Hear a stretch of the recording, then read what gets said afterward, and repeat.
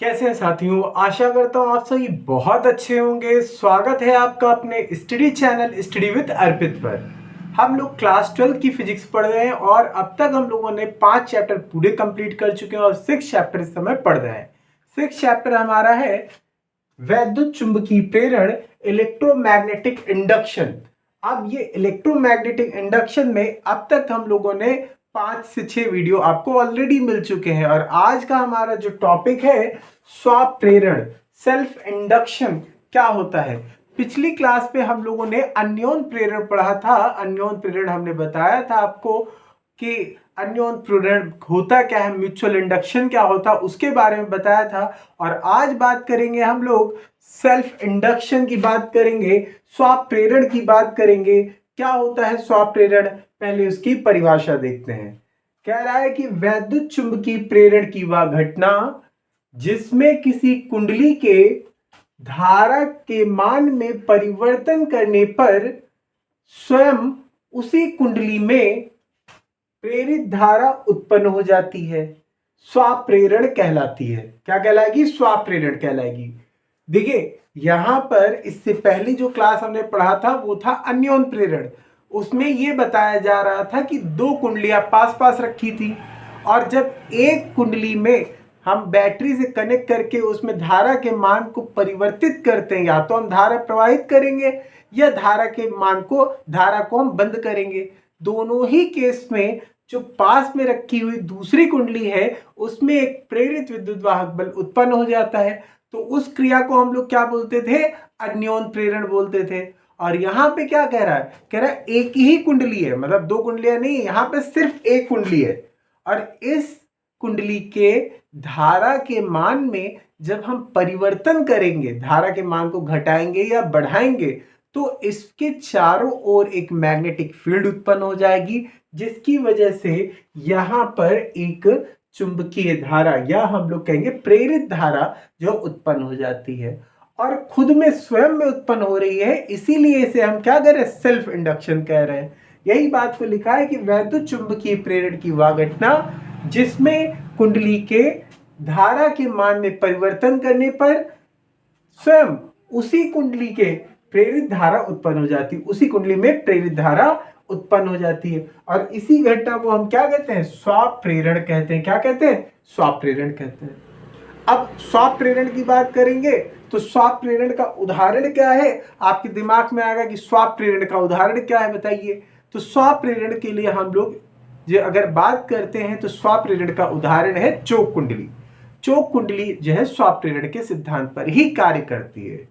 अब देखिए हमने कहा, देखिए यहां पे हमने एक सर्किट बनाया हुआ है और इस सर्किट में आपको एक कॉइल दिखाई दे रहा है, एक रेजिस्टेंस दिखाई दे रहा है और एक बैटरी और एक की आपको दिखाई दे रहा है। इतनी चीजें दिखाई दे रही। जैसे ही इसके अंदर करंट फ्लो हुआ, करंट फ्लो करने पर क्या हुआ कि इसके चारों ओर एक मैग्नेटिक फील्ड जो है बन जाएगी और यहाँ पर इसके जो मैग्नेटिक फ्लक्स है उसमें बार बार चेंजेस आएंगे और जो मैग्नेटिक फील्ड में यहाँ पे मैग्नेटिक फ्लक्स में, वैद्युत फ्लक्स में जो परिवर्तन होता है उसके कारण इसी कुंडली में, इसी कॉइल के अंदर क्या उत्पन्न हो जाएगा? इसी कॉइल के अंदर प्रेरित धारा उत्पन्न हो जाएगी। ठीक है, क्या उत्पन्न हो जाएगी? प्रेरित धारा। और एक ही कुंडली में हो रहा है, इसीलिए इसे कह रहे हैं स्वप्रेरण कह रहे हैं। क्या कह रहे हैं हम लोग? स्वप्रेरण कह रहे हैं। अब कभी कभी आपको एक छोटी सी चीज पूछ लेता है कि स्वप्रेरक तो क्या होता है या स्वप्रेरण गुणांक क्या होता है। तो दोनों चीजों को समझते हैं कि स्वप्रेरक तो क्या होता है, या अगर आपसे कहता है स्वप्रेरण गुणांक कहे, दोनों सेम चीज होती है। ठीक है, दोनों क्या होती है? सेम चीज होती है। तो इसे L से प्रदर्शित करते हैं। L बराबर होता है N फाई अपॉन आई। क्या होता है? N फाई अपॉन आई होता है, N फाई अपॉन आई। अच्छा, N होता है फेरों की संख्या, कुंडली में फेरों की संख्या। फाई क्या होता है? वैद्युत फ्लक्स होता है और यहाँ आई क्या होता है? हमारा प्रवाहित धारा होती है। इसमें क्या होती है? प्रवाहित धारा होती है। ठीक है, तो अगर एक दूसरा फॉर्मूला इसका होता है L is equal to minus E upon del I upon del T. तो यहाँ E क्या है? विद्युत वाहक बल है। E क्या है? विद्युत वाहक बल है। और del I upon del T की बात करते तो del I upon del T क्या होता है, इसको समझते हैं हम लोग। तो del I upon del T का मतलब होता है कि धारा के मान में परिवर्तन। क्या होता है, धारा के मान में परिवर्तन होता है। ठीक है, तो ये दोनों आपको स्वप्रेरकत्व के लिए ये फॉर्मूले दिए गए। अब स्वप्रेरकत्व है तो इसका मात्रक क्या होता है, स्वप्रेरकत्व का मात्रक होता है हेनरी होता है। याद रखिएगा कि स्वप्रेरकत्व का मात्रक होता है हेनरी। क्या होता है, हेनरी। स्वप्रेरकत्व का मात्रक क्या होता है, हेनरी होता है, याद रखेंगे। ठीक, तो स्वप्रेरकत्व का मात्रक क्या है, हेनरी। अन्योन प्रेरकत्व का मात्रक भी क्या होता है, हेनरी ही होता है। दोनों के मात्रक क्या है, समान। हेनरी इसका भी मात्रक और हेनरी ही उसका मात्रक है। दोनों के मात्रक क्या है, सेम दिए हुए हैं। और इसकी अगर हम विमा की बात करते हैं तो विमा क्या होती है, विमा इसकी होती है ml2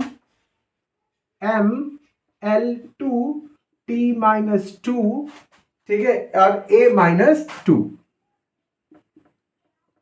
तो ये क्या होती है, विमा। ये स्वप्रेरकत्व की विमा होती है। तो ml2 t-2 और a-2।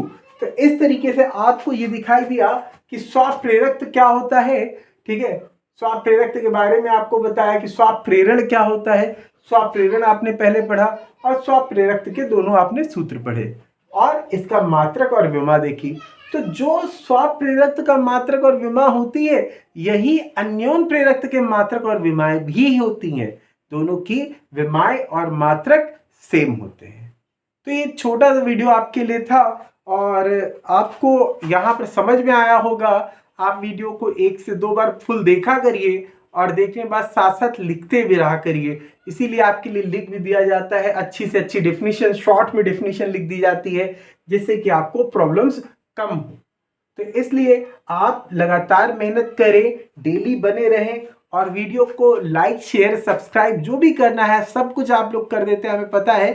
ठीक है, लेकिन कमेंट करके आप जरूर बताया करिए कि आपको वीडियो कैसा लगा और वीडियो आपको अगला किस टॉपिक पे चाहिए। आप इसको भी बता सकते हैं कि कोई इंपॉर्टेंट टॉपिक ऐसा हो जो कि आपको लगता है कि आपको नहीं समझ में आया, तो आप कमेंट करके बताइए कि ये जो है आपको नहीं समझ आया, तो उस पर भी आपको वीडियो मिल जाएगी। ठीक है, तो आप लोग पढ़ाई करते रहिए और बहुत अच्छे से पढ़ाई करिए और निश्चित है कि सफलता आपको जरूर मिलेगी। ये हमारा आपके साथ वादा है। आप बस मेहनत करें, तैयारी करें और जल्दी से जल्दी अपने सिलेबस को और आगे हम लोग बढ़ाएंगे और बहुत जल्दी आपका सिलेबस कंप्लीट करके हम लोग रिवीजन क्लास देंगे, एक्स्ट्रा क्लासेस आपके लिए, न्यूमेरिकल के लिए क्लासेस होंगी, सभी क्लासेस आपको लेंगे, प्रीवियस ईयर पेपर भी आपको सॉल्व कराया जाएगा। ठीक है, थैंक यू सो मच।